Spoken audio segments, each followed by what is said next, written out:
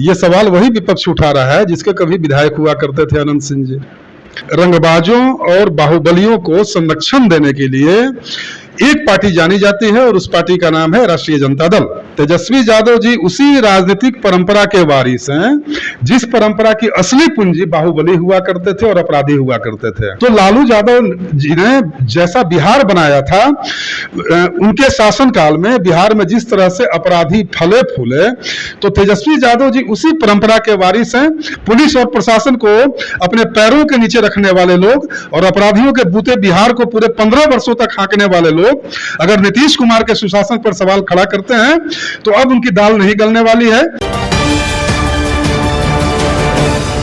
बिहार में आनंद सिंह को लेकर काफी चर्चाएं चल रही है कि जदयू से टिकट मिलने वाला है आनंद सिंह को, जिसको लेकर अब नीतीश कुमार को जो है विपक्ष लगातार घेरने की कोशिश कर रही है और लगातार आरोप ये लगा रही है कि नीतीश कुमार बाहुबली जैसे लोगों को संरक्षण देने का काम करती है। आपने बहुत साल पहले देखा होगा आनंद मोहन को जेल से रिहा करने को लेकर नीतीश कुमार ने कानून का अदल बदल किया, जिसको लेकर अब चर्चाएं खूब तेज हो गई है। बातचीत करेंगे, जदयू से प्रवक्ता है नवल शर्मा जी, बातचीत करेंगे।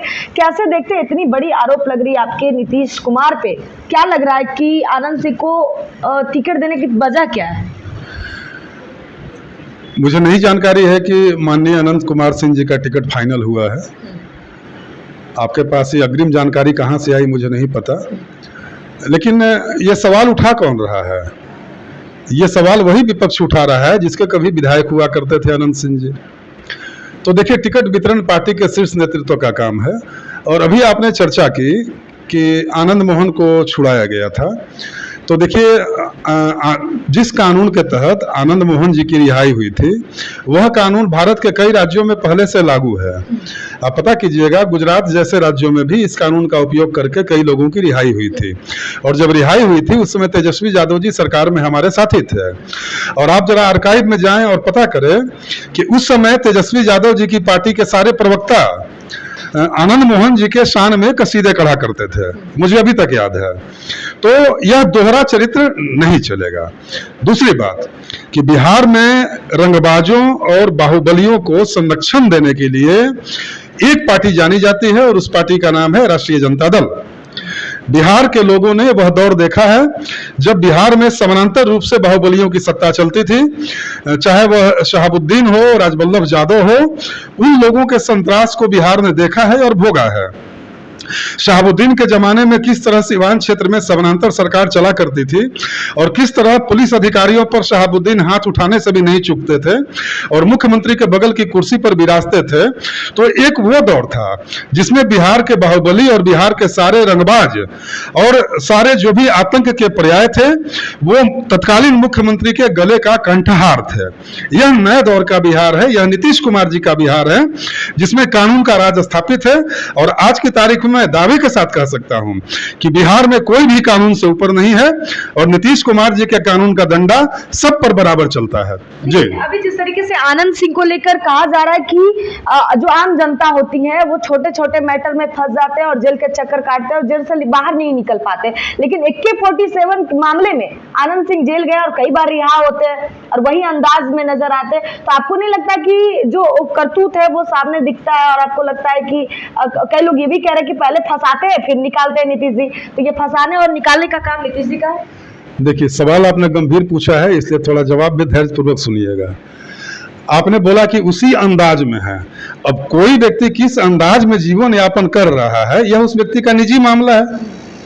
अगर आपको लगता है कि अनंत सिंह जी के जीने का एक अपना अंदाज है तो वह उनका व्यक्तिगत मसला है, इससे पार्टी को क्या। होते ही जेल से निकलते ही सीधा मुख्यमंत्री से मिलने पहुंच जाते हैं। आपने सवाल पूछा, मैं समझ गया। अब जवाब सुन लीजिए।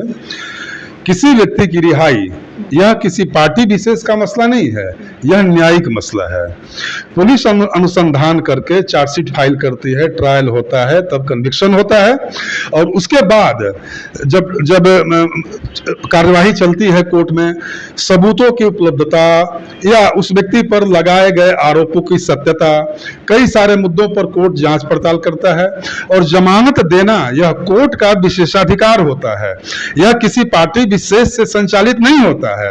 आप अपनी जानकारी का संवर्धन कीजिए कि जमानत मिलना यह कोर्ट का अधिकार है और कोर्ट के अधिकार पर कोई हस्तक्षेप या कोई टिप्पणी नहीं की जा सकती है।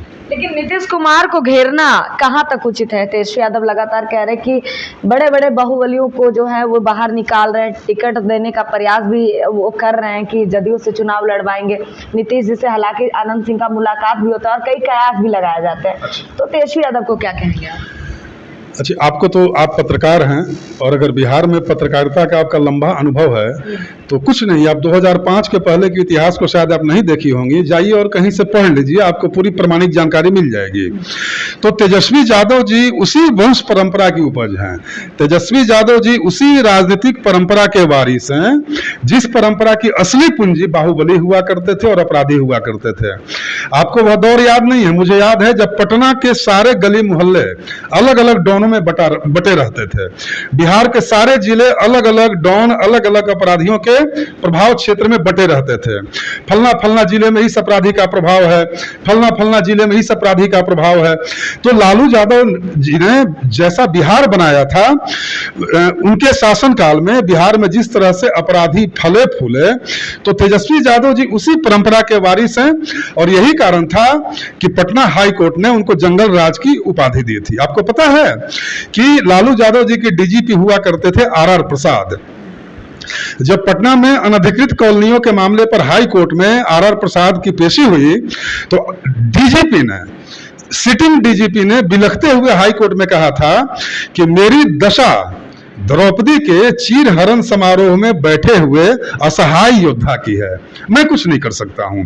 तो जिस राज्य का डीजीपी अपनी असहायता का रोना रो रहा हो, जितनी भी लॉ इन्फोर्समेंट एजेंसियां थी सबके हाथ बंधे हुए थे, कानून पूरी तरह लालू यादव के पैरों की जूती में समाया हुआ था, पुलिस और प्रशासन को अपने पैरों के नीचे रखने वाले लोग और अपराधियों के बूते बिहार को पूरे 15 वर्षों तक हाँकने वाले लोग अगर नीतीश कुमार के सुशासन पर सवाल खड़ा करते हैं तो अब उनकी दाल नहीं गलने वाली है, क्योंकि बिहार की जनता यह देख चुकी है कि नीतीश कुमार एक ऐसे प्रशासक का नाम है जो न्याय करने में न तो कभी किसी का जाति देखते हैं न कोई सरनेम देखते हैं, बल्कि बिहार में कानून सबके साथ समान व्यवहार करता है। यही कारण है कि 2005 में लालू यादव का जब से तंबू कबड़ा है वो तंबू फिर से दोबारा गड़ने का नाम नहीं ले रहा है।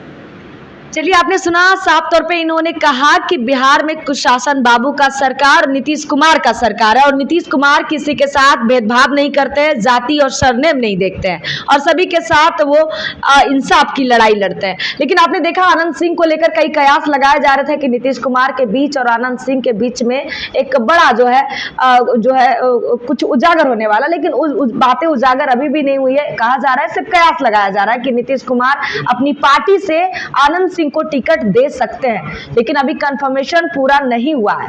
फिलहाल हमारे साथ बने रहे। पटना से रिया की रिपोर्ट। बहुत बहुत धन्यवाद। सूर्या हॉस्टल, एक बार अपने बच्चे को जरूर भेजें। सीमांचल का सर्वश्रेष्ठ हॉस्टल, 4ठी कक्षा से 10वीं तक कोचिंग एवं ट्यूशन निःशुल्क, बेहतरीन और हर सुविधा से लबरेज। हमारा पता है दलन कटिहार। संपर्क करें 7903464641 पर। हमारा वीडियो अगर आपको अच्छा लगा हो तो आप हमारे वीडियो को लाइक करें, शेयर करें और हमारे चैनल को सब्सक्राइब जरूर करें।